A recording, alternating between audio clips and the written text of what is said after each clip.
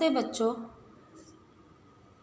आपने पहली वीडियो में देखा था कि कविता की पंक्तियों के माध्यम से हमने यह सीखा कि हमें अपने जीवन में किसी भी कार्य को उत्साह तथा ताजगी के साथ शुरू करना चाहिए।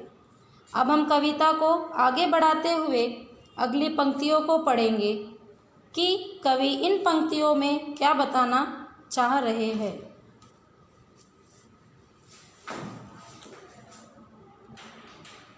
अब हम आपकी पाठ्य पुस्तक के पेज नंबर 9 में जो पंक्तियां हैं उसे हम पढ़ेंगे। कली कली खिल रही इधर, वह फूल फूल मुस्काया है। धरती माँ की आज हो रही नई सुनहरी काया है। नूतन मंगलमय ध्वनियों से गुंजित जग उदयान करो। यहाँ कवि कह रहे हैं, कभी कभी खिल रही इधर, कली कली खिल रही इधर, वह फूल मुस्काया है। इसका अर्थ यह है, कवि ने कली के खिलने का मतलब एक छोटे से बालक से बताया है। कवि कह रहे हैं कि जिस तरह बच्चे छोटे होते हैं तो वो बहुत ही अच्छी अच्छी बातों को सुनते और समझते भी हैं। जिस तरह फूल खिलने से वह कितना खूबसूरत दिखता है और उस फूल को देख हम खुश होते हैं, उसी तरह जब बालक छोटे से बड़ा होते जाता है और अच्छी अच्छी बातों को बताता है तो हम उसे देखकर बहुत ही खुश होते हैं। उसी तरह देखो, धरती माँ की आज हो रही नई सुनहरी काया है।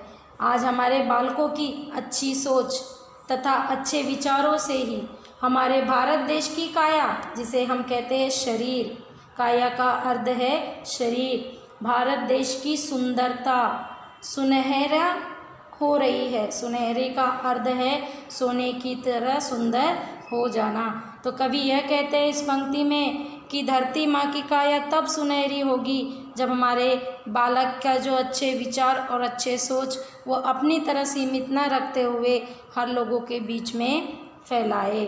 और अगर वो अच्छी अच्छी बातों को, ज्ञान की बातों को, अच्छी सोच को अगर वो अपने अंदर से लेकर दूसरों तक पहुंचाता है तो देखो वो जग एक उद्यान की तरह हो जाएगा। उद्यान का मतलब है बगीचा, बाग। जिस तरह देखो एक कली के खिलने से और जब बहुत सारे फूल खिल जाते हैं तो वो फूल के खिलने से वो उद्यान कितना ही खूबसूरत दिखाई देता है।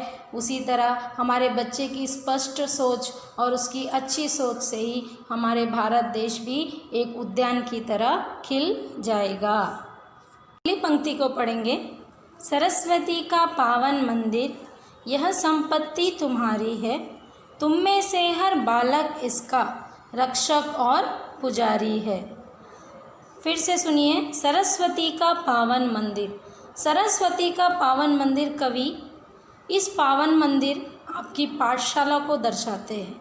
किसे दर्शाते हैं? पाठशाला को दर्शाते हैं। सरस्वती का पावन मंदिर, यह संपत्ति तुम्हारी है। तुम में से हर बालक इसका रक्षक और पुजारी है। यहाँ सरस्वती का अर्थ है विद्या की देवी और मंदिर का अर्थ है पाठशाला। बच्चों, आपकी पाठशाला ही आपके विद्या का मंदिर है। हम इस मंदिर में बहुत सी अच्छी बातों को सुनते तथा सीखते हैं और आप ही हो बच्चों जो अपने इस ज्ञान के मंदिर के आप ही रक्षक और पुजारी हो।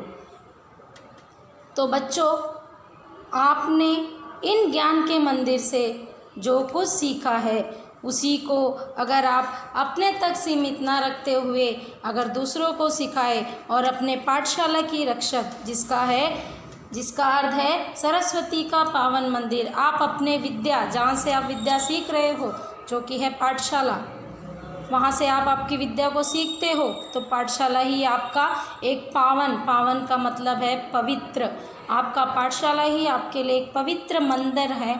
उस मंदिर की रक्षा करना आपका ही कर्तव्य और धर्म है। इस पंक्ति में कवि कहना चाह रहे हैं। कवि कुछ इस तरह से कह रहे हैं, शत शत दीपक जला ज्ञान के, नवयुग का आह्वान करो, उठो धरा के अमर सपूतों, पुनः नया निर्माण करो। कवि क्या कह रहे हैं? शत शत दीपक जला ज्ञान के, नवयुग का आह्वान करो, उठो धरा के अमर सपूतों, पुनः नया निर्माण करो। शत शत का मतलब है, शत शत का अर्थ है 100-100 दीपक जलाना। तो बच्चों, कवि कह रहे हैं कि आपने अपने विद्या के मंदिर से जो सीखा है उसी ज्ञान को औरों तक, इसका अर्थ है दूसरों तक फैलाओ। जिस तरह से एक दिए से घर में रोशनी फैल सकती है, तो क्या उसी तरह अगर आप 100-100, जिसका अर्थ है शत शत ज्ञान के दिए जलाओगे तो पूरी दुनिया रोशनी से नहीं जगमगाएगी। उसी तरह कवि कह रहे हैं कि आपके अच्छे विचार से ही एक दुनिया, आपके अच्छी बातों से ही जब आपका घर सुधर सकता है, एक अच्छी बातों से ही जब आपके अंदर का व्यक्तित्व जाग सकता है, जब एक अच्छे बातों से ही जब आप दूसरों को अच्छी बातें सिखा सकते हैं। तो जिस तरह हम उदाहरण के रूप में देखते हैं कि अगर एक दिए से घर का अंधेरा रोशनी में फैल जाता है, तो क्या हम उसी तरह अगर ज्ञान के दीपक जलाएंगे तो क्या हमारा जग बागान की तरह सुंदर और खूबसूरत नहीं दिखाई देगा। जिस तरह दीपावली में देखो चारों तरफ रोशनी फैली हुई होती है, उसी तरह कवि कह रहे हैं कि अपने ज्ञान के दीपक को आप जलाओ तो आपकी दुनिया भी उतनी ही हर रोज़ दीपावली की तरह आपकी दुनिया दिखने लगेगी। इसीलिए कवि कह रहे हैं कि उठो धरा के अमर सपूतों, पुनः नया निर्माण करो। आज हमारे जो छोटे बच्चे हैं वही हमारे आने वाले कल का भविष्य है। आज उन्हीं के हाथ में हमारा भविष्य है, उन्हीं के हाथ में हमारा देश है। अगर आज वो नए उठ के नए बनते हैं, नए नए विचारों को जब सामने लाते हैं, तो देश उन्नति और प्रगति करेगा। आशा करती हूँ बच्चों कि आपको मेरी पूरी कविता बहुत ही अच्छी तरह समझ आई होगी, और मैं भी चाहती हूँ कि आप इस कविता को ध्यानपूर्वक पढ़ें और इस कविता को समझने का प्रयत्न करें। धन्यवाद।